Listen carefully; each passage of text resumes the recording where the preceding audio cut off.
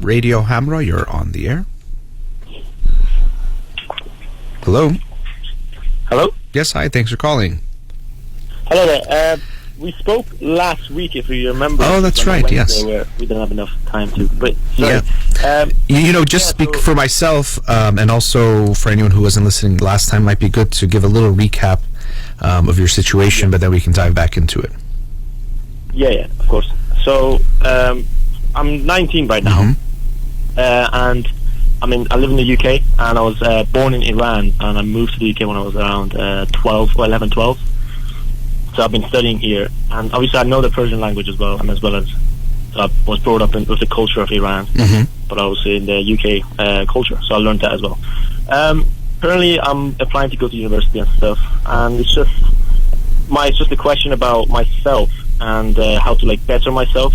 What kind of courses I could do, to take to be able to learn about my emotional side, because I know there's different types of courses you can take and stuff, and also about my relationship with my current girlfriend, who is Indian but was born in the UK. Yeah, that's right. I remember that was one of the last things I think you brought up, that your father was not in favor because you're saying there's a cultural difference, and we got into it a little bit, talking about it a little bit about how for me culture is very important, or just in general matching, but culture just as a label of Indian, Iranian, American, or whatever it might be, is not as important of how the person is, because the label is less important than actually who you are culturally and your values and different things like that. So to me, it wouldn't be a reason for you and her not to be together, but it is something to look at and be aware of. Are there some differences because of culture and other issues that could be a problem? But to me, the labels itself are just right off the bat that wouldn't make it so you should not be together. Right. What about religion? Because she's a Hindu, and obviously as an identity, I'm a Muslim, but we're both not the very practicing type. So it's but I still follow the guidelines. For example, I don't know, not to eat pork, don't touch alcohol. But for example, she's not allowed to eat beef. So but she drinks alcohol and stuff like that. So it's just these small things. Will that ever work? Because if a kid is brought into this, and obviously I'm not trying to think about that in the future, but if I stay with this girl, there could be a chance it will go on, and it's just Well, of course, it definitely can be an issue. So it's not to say that because it's you don't eat pork and she doesn't eat beef, it will or won't be an issue. These things are really important. As you said, you're both maybe not practicing so much, but you do practice some, or you don't consider yourself very religious, but you practice some of the rules and laws of the religions. Exactly. These things can have an impact on how we see things. So, for example, maybe you don't consider yourself very religious, but you have to be aware of, let's say, where not drinking alcohol probably was, or drinking alcohol was looked at in a negative way, or might have had negative value in your family. Now, how much you've internalized that is something for you to look at. Could affect how you see her drinking, even, maybe consciously, I think it's okay, people drink, I know it's common, I can accept it, but it could emotionally make you feel something, because from a young age you've heard something or seen it as a bad thing or impure or, whatever it might be. So that's what I would want you to look at, not just, is this itself an issue, but is it how much do I feel about these things really in an honest way? And then, when you get older and getting married and then possibly having kids, those issues can come up that people might realize they didn't realize they cared as much as they thought they did about certain issues, because it starts to become more emotional rather than when you just think about it, it's very logical and just, who cares? I don't think religion is important, so I'm not going to care when my kids come. And then, they wake up one day and realize they're having fights about something they never thought they would fight about. Yeah, of course. And just for example, right now, because obviously around my life right now, a lot of my friends drink, the girlfriend drinks, it's people drink all the time, so it's kind of normal for me to see, right? I'm okay with it doing it, but at the same time, it's this inside me, there's this little thing, it's when my girlfriend goes out drinking or so, I just go why? It's even though I'm totally if she's says I'm going to town, I'm going to be I'm not going to have a go at her or anything, I'm not going to have a fight with her to not go. It's just up to her, it's her choice. But at the same time, I've got this little inside me. It's come on, what are you doing? Don't do it. What if she goes and drinks so much that she ends up cheating? Obviously, these are insecurities inside myself, and obviously, they might not show it in day-to-day life, but it's still there. So how can I counter these or tackle them, or just because I don't want them to be inside me forever. that makes sense. Yeah, well, I think we wouldn't want them to be inside you forever, but the first thing is really trying to understand them and being aware of what they are, where they're coming from, and you might be able to, over time, have them become less or change them.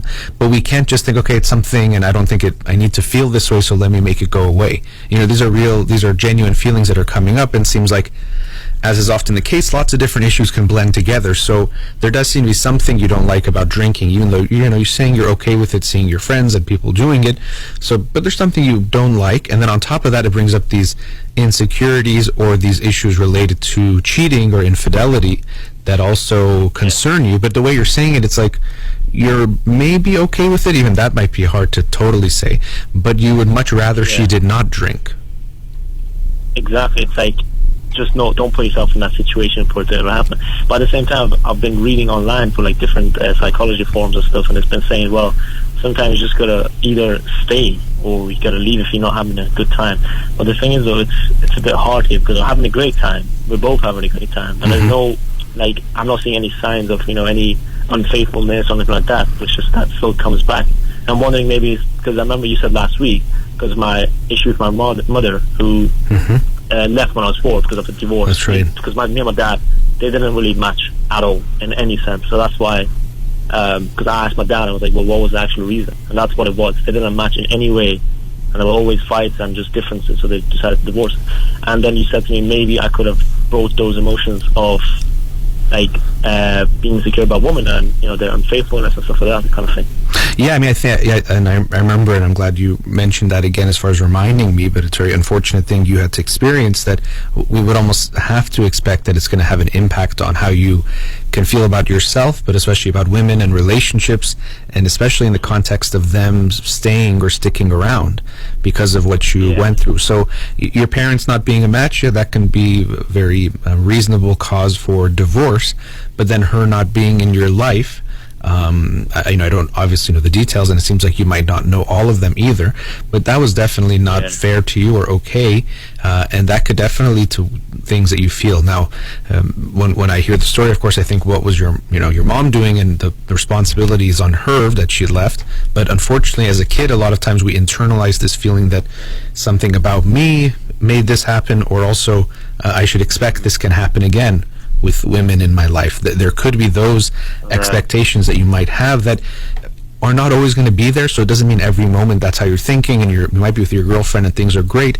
but then it gets triggered in these moments, when she's maybe going out or something, that's when it triggers these insecurities or these fears start to come up, and that could be definitely difficult, obviously, for you to deal with, and it's hard to say, well, should you, obviously it's easy to say either leave or stay, that's true, but it's more complicated than that, because you probably want to work on these issues regardless. It doesn't matter to me if you stay with her or not. You would want to look at these issues of what's happened in your past and how they might impact you, but you're also in a relationship now, so it's not like you can just press pause, work on it, and come back, and so you have to figure out what to do now as well. So, and then it's just, another thing is, though, because obviously, that's why I've called, and I was like, well, should I break this off now because of this kid issue in the future, or should I just put my foot down and just continue and just try to work it best? That's what my stuck here. But of course, my dad's saying at the same time, he's like, well, for example, he said I could do better in terms of looks. He was like, well, it's hard to say. It's very hard for me to say this right now. But he said, like, well, you are much better in the physical, like looks than she might be. So it's like you could do better and stuff. And I'm just like, well, I'm confused here. Like, what should I do? Because at the same time, I know your father had said in one of his podcasts about Indian and Iranian relationships just not happen at all. At the same time, it's like, well, could there be a chance it could happen? Or, because I've seen some good stories, but at the same time, I don't know. There's a lot of different emotions. Yeah, there's a lot of different emotions. You're hearing a lot of things, and at the end, whatever anyone says, we want you to make the decision for yourself, and it can make sense to talk to people and consult and get some insights, but you're going to know what's best for yourself at the end and have to make that decision. I don't know. You mentioned something my father said specifically about that. I don't know if he ever did say that exactly, and I'm not sure about that. I definitely would not make that type of a conclusion about two cultures just cannot be together. And again, culture is not this kind of black and white binary thing that you're Persian or you're Indian or you're English or you're American, because for example, myself, I'm Iranian as far as background goes in my parents, but I was born and raised in the United States, so I'm very different from someone who currently lives in Iran or moved to Iran moved to the U.S. A year ago. Culturally, you can't say, well, it's just we're the same culture. Absolutely not. We're very different culturally. Culture is a multifaceted thing. It's not this thing that we can just simplify into labels. So I would never say two people from any two backgrounds cannot be together. To me, that would never be a place to start. In general, we want there to be similarity. That's very important. Now, going back, even you said it's hard to say what your father has said about looks and that you can do better and comparing you and her. I can see how you don't like to hear that, and I think your father, it sounds to me, is getting too involved in pushing you away from this relationship and definitely making it very clear that he thinks you shouldn't be with her from the cultural. Now he's saying the looks, and who knows if that's really something or it's more the cultural or he's worried about something. But I think what I'm hearing is he's pushing too hard, pushing you away from her, and I don't even know if this relationship is good or healthy for you and the right one, but I wouldn't want you to feel this push from him that's so strong away from her, and also kind of almost insulting her or putting her down in some ways with what he's saying. I doubt that feels good for you. As you were saying, it's hard to even say it. She currently doesn't know that my father knows about our relationship. Okay. I've never told her that my father knows. I just said, I haven't talked about that. So, what's kept you from telling him? I think it's just a matter of fact. I was like, well, if I just don't tell her right now, so it's just she wouldn't try to come into this life, and then my father's seeing, and then because then it'll be too serious. Because I want to find out first before I even take that step. Okay. Of getting more serious. Just the other thing my father said is when I went over to her house and let's say slept over for like 2 days, he would say, yeah, you're staying too much. Why would you even stay? At the end of the night, if you guys are not, you guys are not partners, she should be treated as a girlfriend, not like a married couple. Because why are you staying over? You should come back home and sleep here. It's like, I understand what he means by that in a sense, but it's kind of like, I'm 20 now. It's like, yeah, and these things are not black. He's presenting things very black and white about everything. I mean, boyfriend and girlfriend spend the night. People that aren't even in a relationship spend the night. I mean, it's not something where he can say this is like some rule you violated. But he's trying to make it seem very black and white and telling you this is how it should be, and this is how it shouldn't be. And I think that's going to make it even harder for you, because the most important thing for me is for you to make the decision, not just because you're going to definitely make the best decision. I don't know, but you have to make it because then you have to continue making the decisions in your life. Even if you let your dad pick your partner for you, and even if he picks the right person, now you have to create a relationship with them that you have to make 1,000 decisions to make it work and see how things go. So it seems like he's really, you're a little bit confused, but on top of that, I think your dad is making you feel like you should undermine your own ability to make a decision, and that's also making it challenging for you to figure things out, because he's basically telling you don't know what you're thinking, like this is all wrong, or so many things you're doing is wrong. So that's not going to help you make your own decision, because we know how he feels. He would like for you to break up with her as soon as possible, it seems, but you obviously are not that clear on that. So look, we're at a commercial break, and I'm glad I got to speak earlier with you so we can go a little bit deeper into things, but let's chat a bit more after the break, okay? All right, no worries. Thank you. All right, we'll be right back.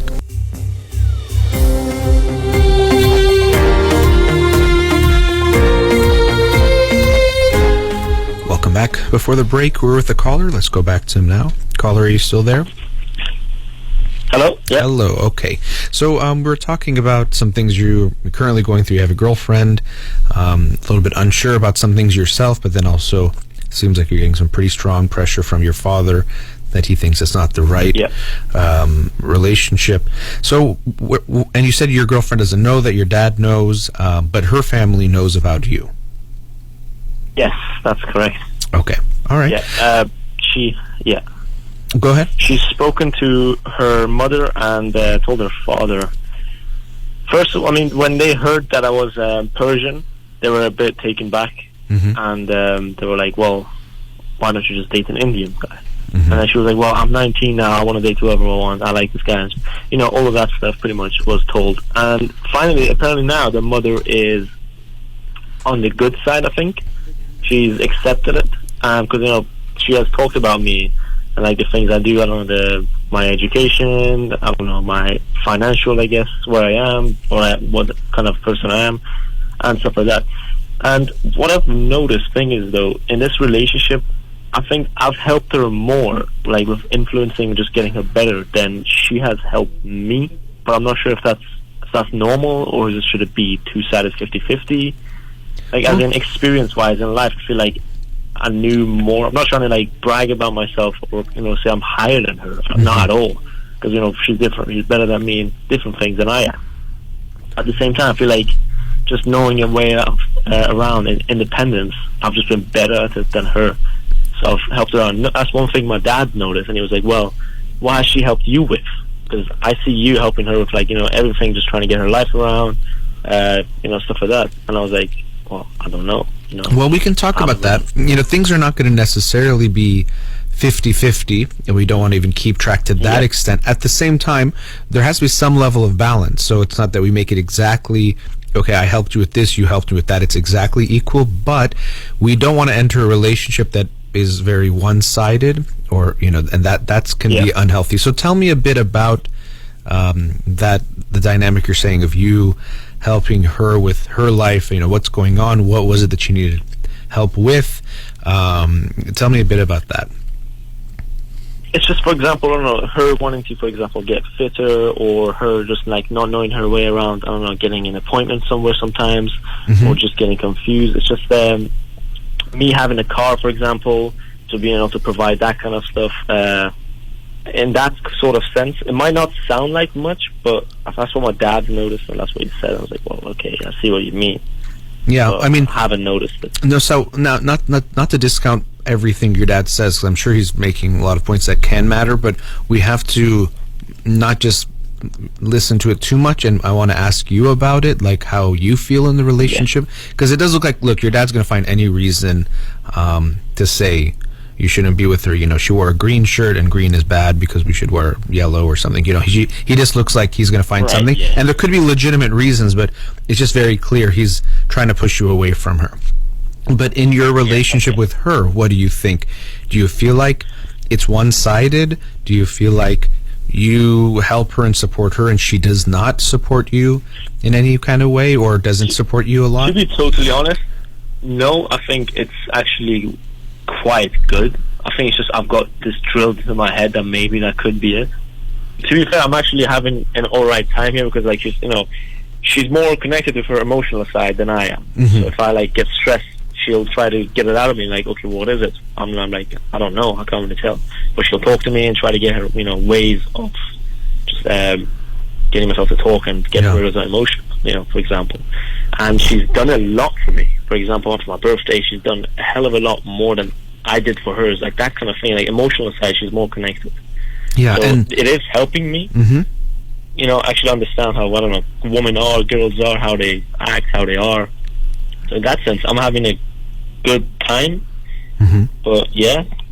Okay. Yeah, that's very important what you shared, and that's the thing, is that it's not some you know, okay, you helped her exercise 4 times, has she made you work out more? You know, you don't want to make it so transactional. People give love and support in different ways, and as I said, it's more important about how you feel. If it's, like, balanced and it's not one-sided. Sometimes people enter relationships and they're constantly giving more than the other person for lots of different reasons, and so that's not healthy. But if you're saying it feels more balanced, or you actually recognize she gives you lots of support that you value in emotional ways, that maybe it's challenging for you and she's actually helping you deal with things better, that can be very important and very valuable, and not something I would, you know, undermine or say is not important. So you do feel like you're supported by her, or you get from her.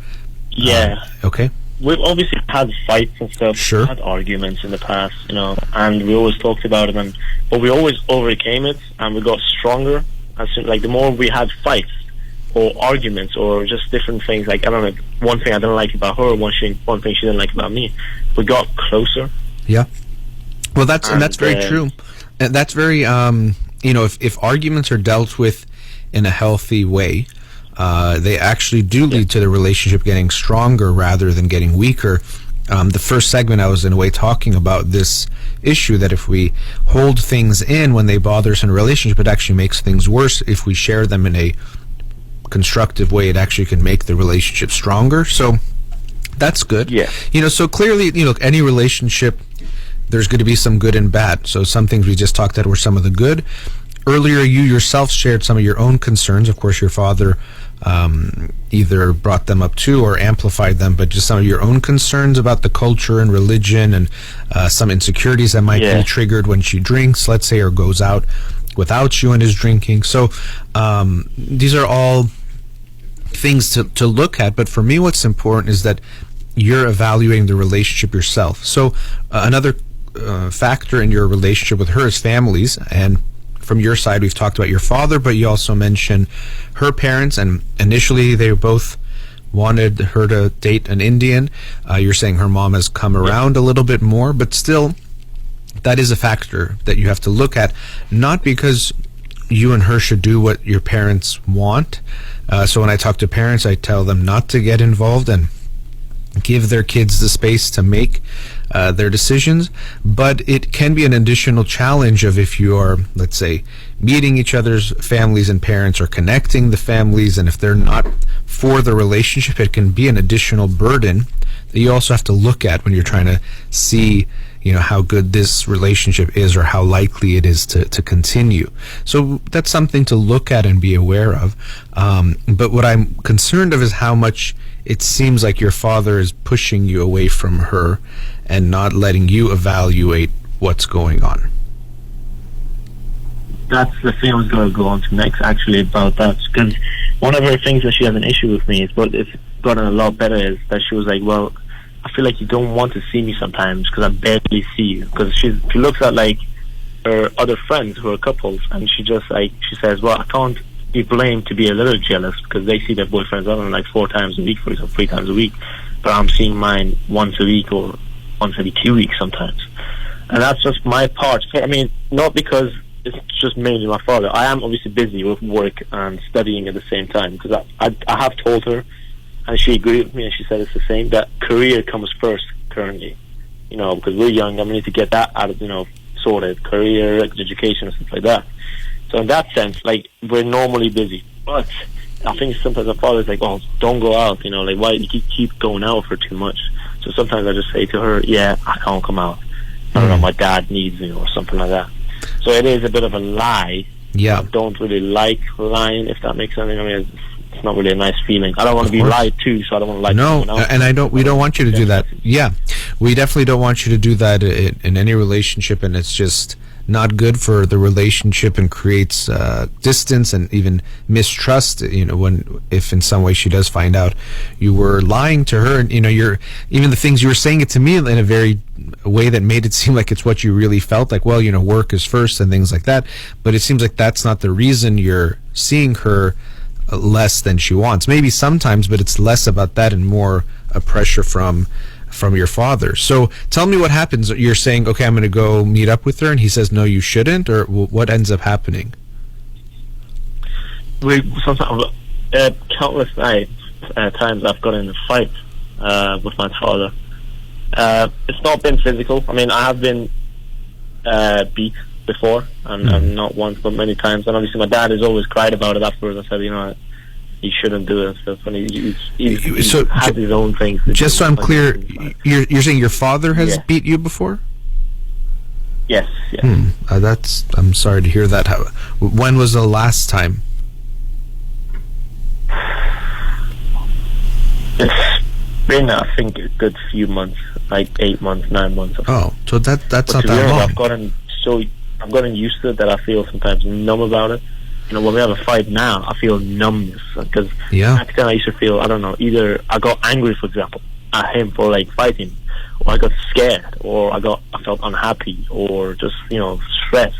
But now it just feels like a regular routine. It's like, here we go again. Let's have another fight every 2 weeks about one thing. Yeah, that's not obviously good. Some of the things is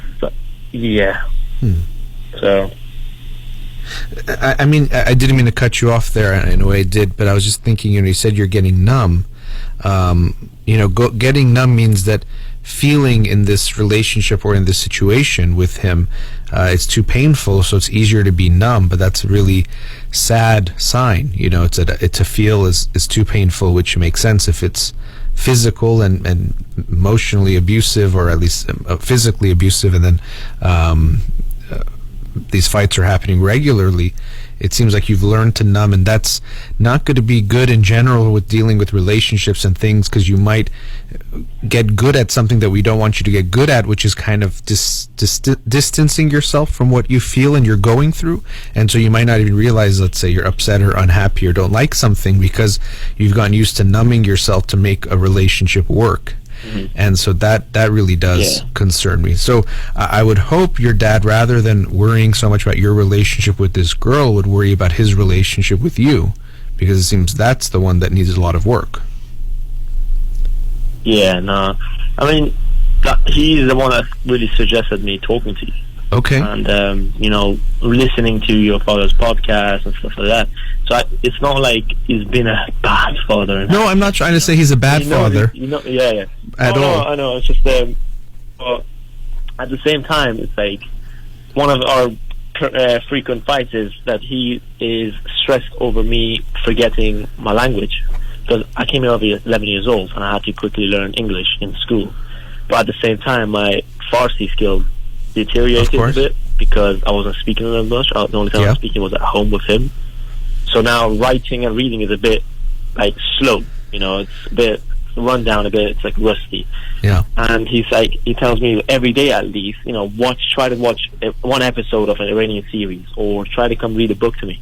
But sometimes I get too, I don't know, sometimes I just don't want to do it. It's not out of spite or anything. It's just, no, I mean, it's just boring, because every time I try to do it, I get, yawning, and it's just, it's like, well, I mean, I do. Like I'm being forced to do it. Yeah, and so let me make it clear again that in no way is my intention to say he's a bad father, or to just criticize him to criticize, but to look at the relationship with you and what might be healthy and not healthy, and even with that, there's a controlling side, and especially because you moved there when you were 11. I would want you to even make sure your language, it seems obvious speaking to you, your English is quite good and there's no problems there, but you need English to survive where you are, and I wouldn't be so concerned about you losing the Persian language. Maybe that's also because I can't read and write very well myself, but in Persian, but it does seem like, from what you're describing and the way you're talking about things, there's a lot of controlling elements in your relationship with him. It could be that partially from a young age he had to take care of you all by himself, so he really wants to protect you and try to make sure you don't go in a bad way, and to make sure you're okay. But it does seem like it's coming on strong. I was just about to say, but his reason is, like, if I want to one day go back to Iran, am I able to fill out a form? I'm given a form to apply for a visa. Am I able to write it down? He asked me that, and I was like, well, probably not. That's why I'm stressing you to learn it properly, so you don't have that kind of issue in the future when you get older, if you want to go back to Iran. He said there will definitely be an urge for me to want to go back to Iran for a while, maybe, or forever, or just not even go, but being prepared. That's what he says. So do you think there's a desire from you to go to Iran? Not right now, currently, because now I'm more focused on getting my education here. Because I've applied for a course in university, and I wanted to finish that, and maybe work here for a while. Okay. But I mean, I do want to be able to speak it, though. Like, as long as I can, one day maybe teach my children a few things. Why not? It's that kind of thing for me. It's a good thing. Might as well. So at the same time, I'm forcing myself to do it, but it's like that motivation is not there. No, because it's not coming from you. And to learn a language or keep practicing it every day, so that one day, if you want to fill out a form, you can fill out a form, doesn't seem like a good enough reason. And it's not that it's bad for you to learn the language, but lots of things are good for you. You know? If you learn how to knit, that's not bad for you. But if you said my dad forces me to sit and knit for 30 minutes every day, I wouldn't say that's good, even though learning a skill is not a bad thing. So my concern is more the controlling element of the relationship and the pushing and the telling you what to do and what, you know, how you're supposed to live your life. And then in your relationships, it seems to me, from what you're sharing with me, that he's too involved in your life and controlling and making the decisions, and that's not healthy.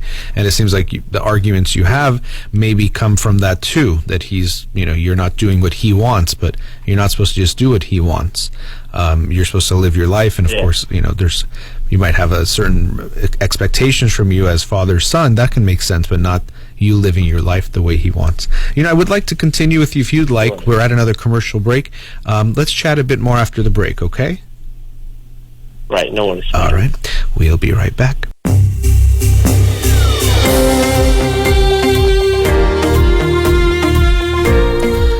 Welcome back. Let's go back to the caller we were with before the break. Caller, are you still there?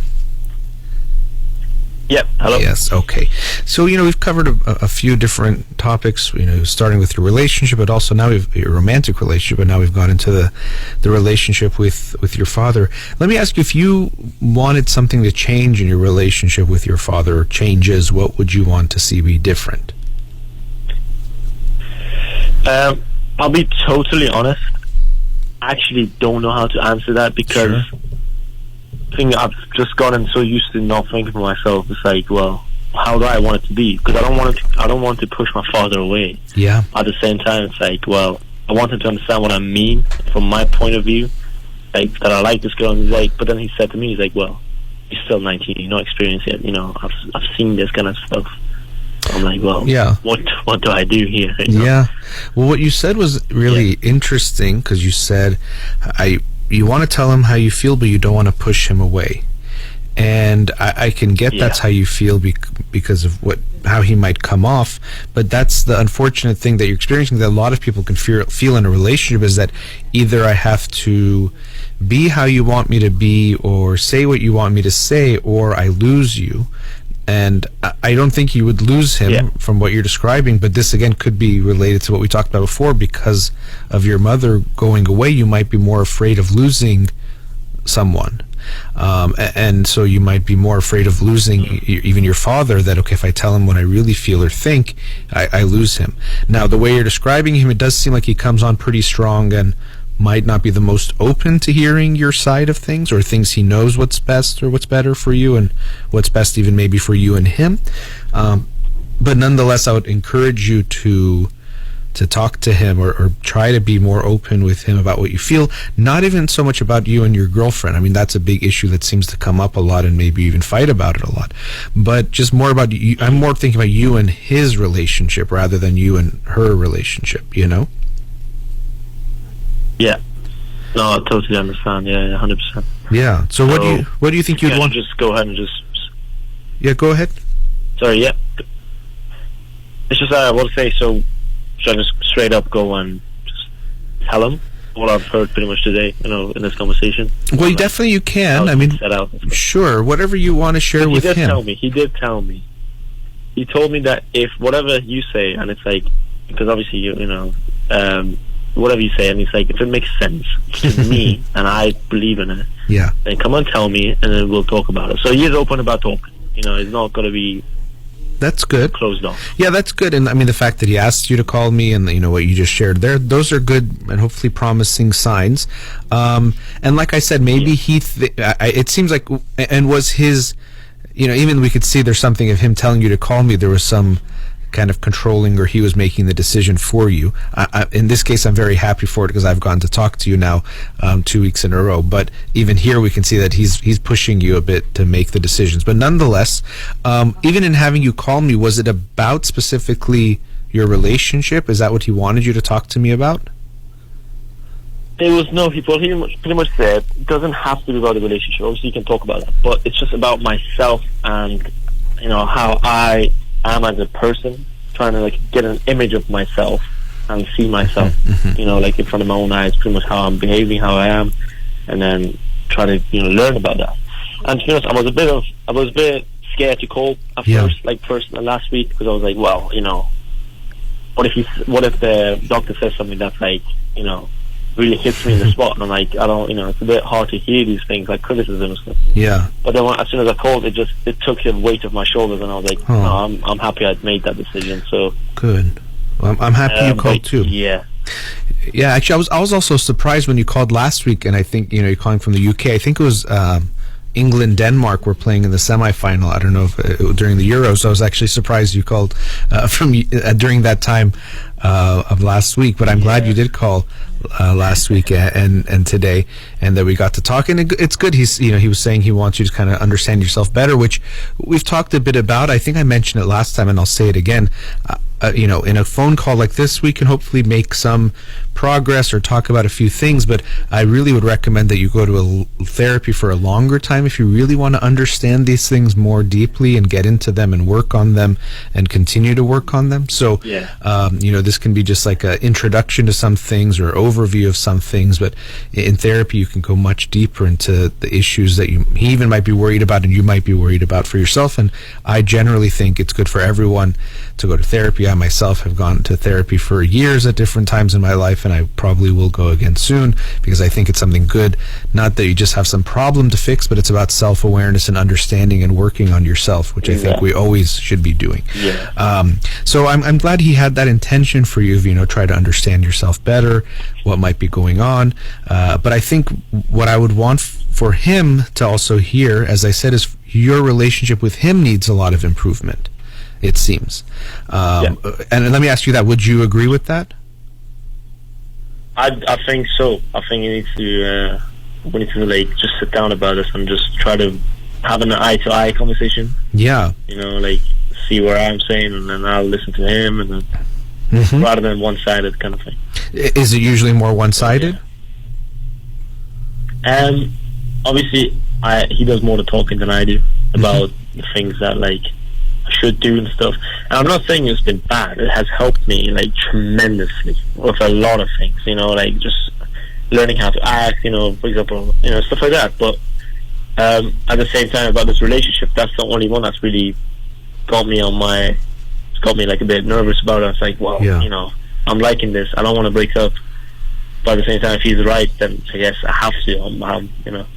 Well, that's even though you say you have to, that's a pretty strong, kind of phrasing of it. But and the thing here for me is not even if your dad has good or bad advice. Maybe every piece of advice, let's say, he's given you in your life, let's say it's been good. It's less about that and the fact that for you to really have a good relationship with him, it needs to be back and forth. Any kind of relationship, even including a parent-child and especially parent and adult-child relationship, it's not about giving just lectures and giving advice and then you hear it and then you go live your life. You and him need to be able to talk, and even actually for him to help you grow, it's going to be important that you can talk more to express what you're thinking, feeling, and then also for him to let you make decisions. And obviously sometimes they won't work out, but that's how you learn and grow as well. And so it's not that I'm saying, oh, your dad's giving bad advice, you need to make it more balanced. It's that in any relationship, we need it to be balanced, where you get to share with him some thoughts. He may be, hey, this is what I'm thinking, but then what do you think? But it does seem like it's much more here. This is, I know the truth, I know better than you, and I'm going to tell you what to do, and you should go do it. And if you don't, you're wrong or bad, or, whatever else maybe the ways he might put it, but you're making the wrong decision or something like that. That's the part I'm worried about. It's not even, oh, wait, tell me what his advice was, and if it's good enough, then tell him to keep doing it.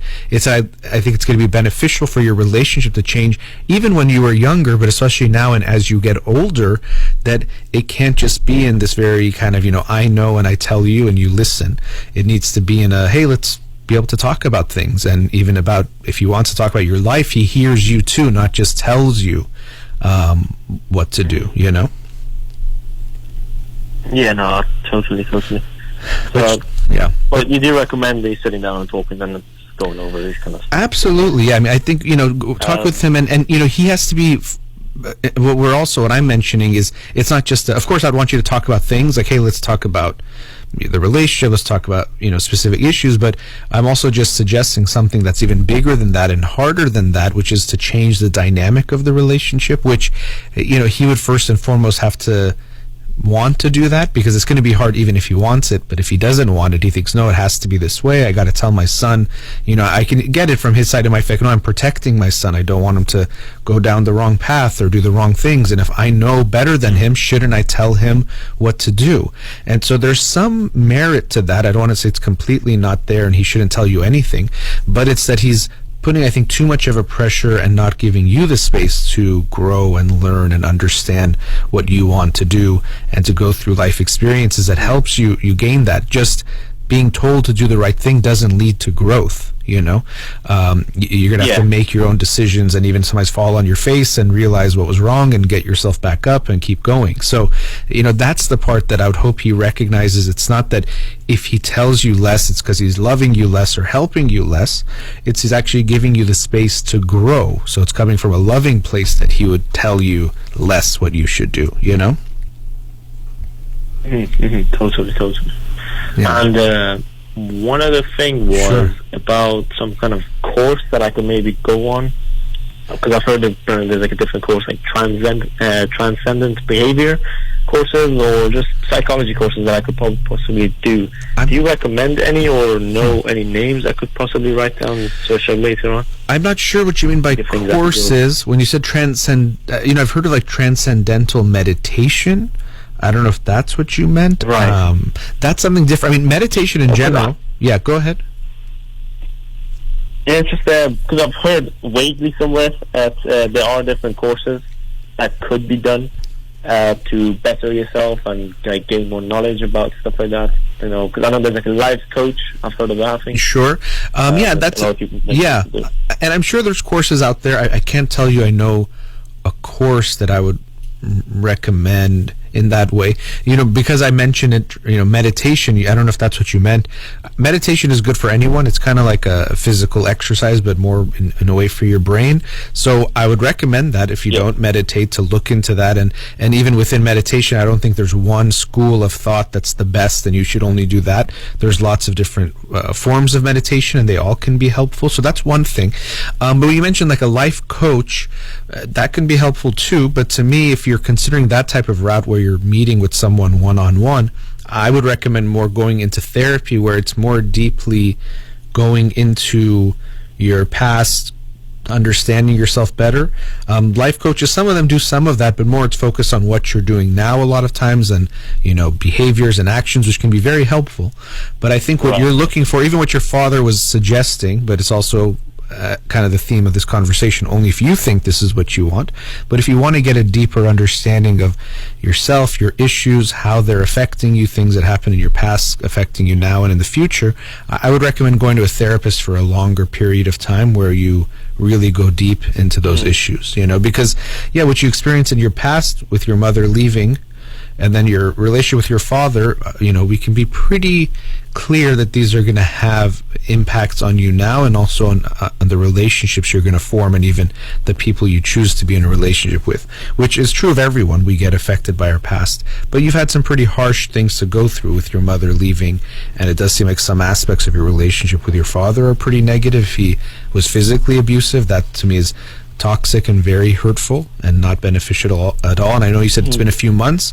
Another just clear take home, I hope he would hear this, is that that's never the way to deal with you, and never okay for him to lay a hand on you at all. That's just poison. So if he thinks he's helping anything by doing that, he's not, and that's something I would hope he would stop immediately. It's been a few months, and I hope it never happens again. But if you can tell him that, or if he listens to this again, I hope he hears that message, that is only coming from a bad place, has no benefits in any way. He's saying, my father says this, or other people say this. You're not going to hear one person tell you that hitting your child or hitting anyone is good for them. It's only bad. So if he's saying we should listen to people, then he also needs to listen to them and make sure he's recognizing what he's doing there is not okay at all. You never need to have him lay a hand on you again. And I know you're saying you numb yourself, and I think that's another way you were saying before. You sometimes just kind of accept things so he doesn't go away, or to just keep the relationship, but that's very, very unfair to you. And if he wants to teach you anything about having good relationships with whoever you, or, you know, with your current girlfriend or whoever you're going to be with, the best thing you can do is have a healthy and non-toxic or non-abusive relationship with you. So as I said, I would want him to focus more on his relationship with you than your relationship with her, because that's much more in his control and clearly has a lot of room for improvement. And I hope for you and for him that you guys will work towards that. That's it. Yeah. No, that's great. Thank you very much. Yes. I'm so glad you called back. Yeah, you know, last week we had a kind of shortened time, and I'm glad you called back when we got a little bit more time to go into it. But wish you the best and wish him the best. I'm glad he asked you to call because I got to talk to you, and wishing you guys nothing but the best. Yeah, thank you very much. That was great. I appreciate it a lot. My pleasure. Have a great day. You too. Take care. Bye-bye. Bye-bye.